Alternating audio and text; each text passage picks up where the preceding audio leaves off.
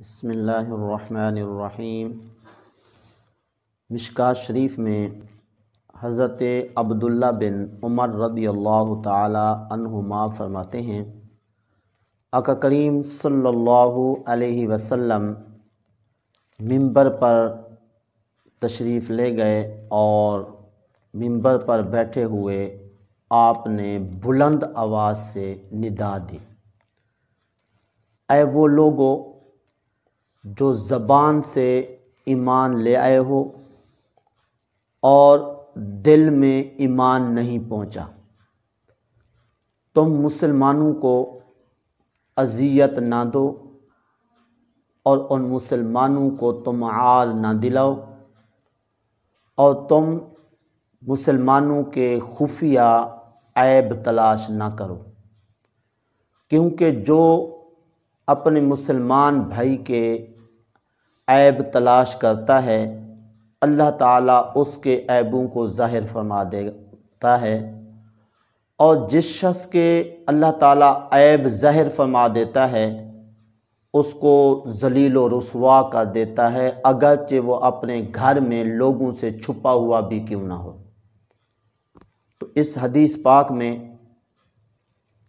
تین باتوں کو منافقوں کی حرکات قرار دی گئی،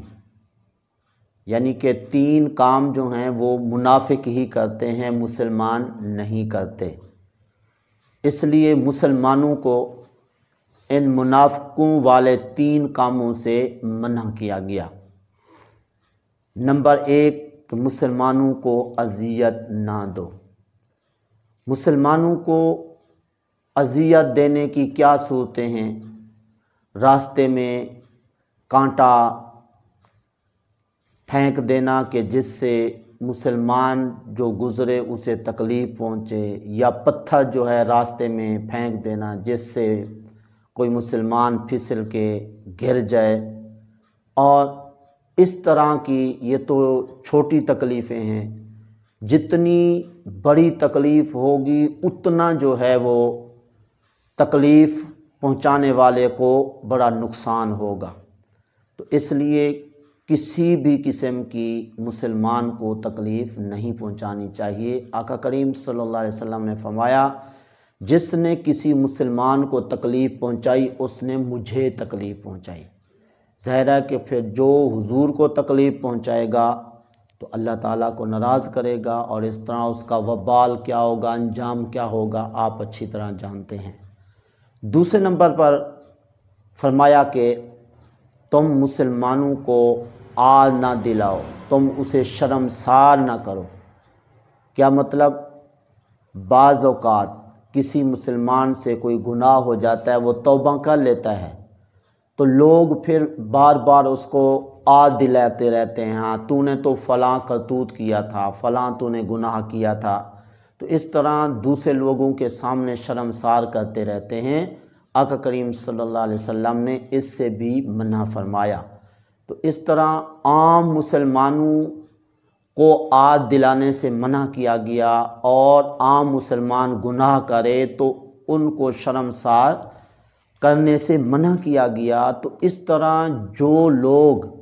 آقا کریم صلی اللہ علیہ وسلم کے صحابہ کے بارے میں زبان درازی کرتے ہیں انہیں اس سے عبرت حاصل کرنی چاہیے۔ تیسرے نمبر پر فرمایا کہ تم عیب مسلمانوں کے نہ ڈھونڈا کرو، تو اس کا وبال بھی آقا کریم صلی اللہ علیہ وسلم نے بیان فرما دیا کہ جو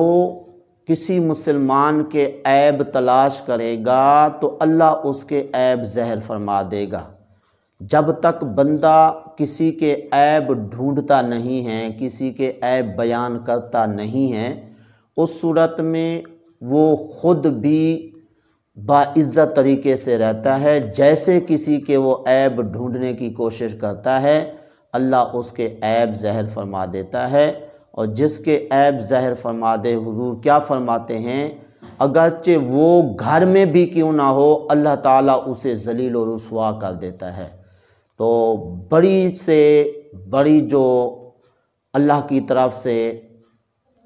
مسلمان کہ جو عیب ڈھونڈتا ہے، عیب تلاش کر کے لوگوں کو بیان کرتا ہے، تو سب سے بڑی سزا جو میں سمجھتا ہوں وہ یہ ہے کہ گھر کے اندر جی اس کی عزت کوئی نہیں کرتا ہے، نہ اس کے ساتھ کوئی بولنے کے لیے تیار، نہ گفتگو کرنے کے لیے اس کے ساتھ تیار۔ ہر وقت گھر والے بھی جی پریشان کرتے رہتے ہیں کس کو؟ جو کسی کے عیب ڈھونڈے، کسی کے عیب تلاش کر کے لوگوں کو جی بتائے۔ تو اس طرح یہ اپنی طرف سے نہیں کہہ رہا، آقا کریم صلی اللہ علیہ وسلم نے خود فرمایا کہ جو شخص کسی کے عیب ڈھونڈتا ہے اللہ تعالیٰ اسے کیا سزا دیتا ہے کہ گھر والوں کو اس کے خلاف کر دیتا ہے، گھر والے اس سے متنفر ہو جاتے ہیں، کوئی گھر والا اس کے ساتھ بات کرنے کے لیے تیار نہیں ہوتا۔ تو اس لیے ان تمام باتوں سے تمام حاضرین ناظرین کو عبرت حاصل کرنی ہوگی کہ اس طرح اگر عزت چاہتے ہیں، مسلمانوں والے کام کرنا چاہتے ہیں، جو کام اللہ رسول نے مسلمانوں کو کرنے کا حکم دیا وہ اگر کرنا چاہتے ہیں تو ضرور کریں، لیکن منافقوں والے جو 3 کام ابھی بیان ہوئے یہ نہیں کرنے چاہیے۔ دعا ہے اللہ تعالیٰ کی بارگاہ میں جو کچھ کہا صحیح عمل کی توفیق عطا فرمائے۔